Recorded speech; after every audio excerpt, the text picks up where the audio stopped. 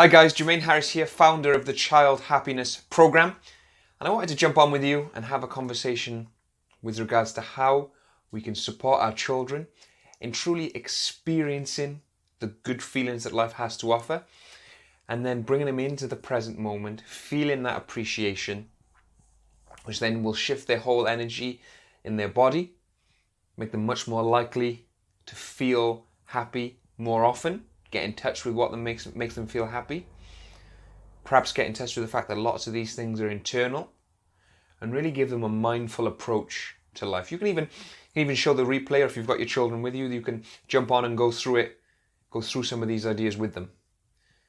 So what I like to do first is when I'm working with groups of children or a child, is start by asking them, and maybe you can go along with this as parents as well, start by asking them, notice what part of their body feels good right now.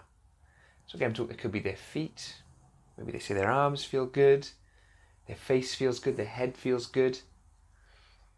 Get them to focus on a part of their body that feels good. And then ask them to appreciate why that feels good. You say, well, they might say, I love moving my arms around. It just feels good. Some of you as parents even, but some of the children may find this strange, but persist with it. As with lots of these practices, and as I've often said on the Child Happiness Program, it's a little bit like when you're first getting your toddler to brush their teeth. There is that resistance. They don't see it as important. Some of these personal development, mindfulness, self-improvement practices, your children are going to think the same thing. But now, of course, they get to a certain age, just like you and I, we brush our teeth every day now without thinking about it. My goal is for there to be so many children, millions of children, that take the personal development practices and put them in that very same category. They do them just like doing their teeth without even thinking about it. So persist with that. What part of their body feels good? Then go on to a slightly different line of questioning. Ask them to name some feelings that they enjoy feeling. And you can help them along with this, perhaps with some suggestions. Things like love, happiness, excitement. And ask them to think of the last time. Let's take excitement as an example. When was the last time that you felt excited? And they might say it was last week, when the night before we were going on a school trip to the zoo, for example. I'm making this up as I go along, obviously. They say, what about that was exciting? And they'll say things like, I was just so excited to go and see the lions. Then you say, how does that feel? What do you like about feeling excited? And they'll say something like, it just makes me realise that something great is coming. And as you go through these feelings, that the good feelings that they name, love, happiness, excitement, all these different feelings, then a final question can be really powerful, because you brought them into the present moment quite a lot with these questions. But the final question can be really powerful. The final question is, what things can you do to feel even more of these feelings, to feel these feelings more often in your life? And if it was love, it can be, maybe give my baby sister even more hugs.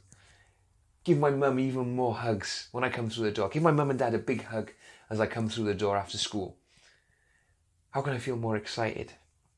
I can plan things and ask my mum and my family to take us on different trips to build that excitement.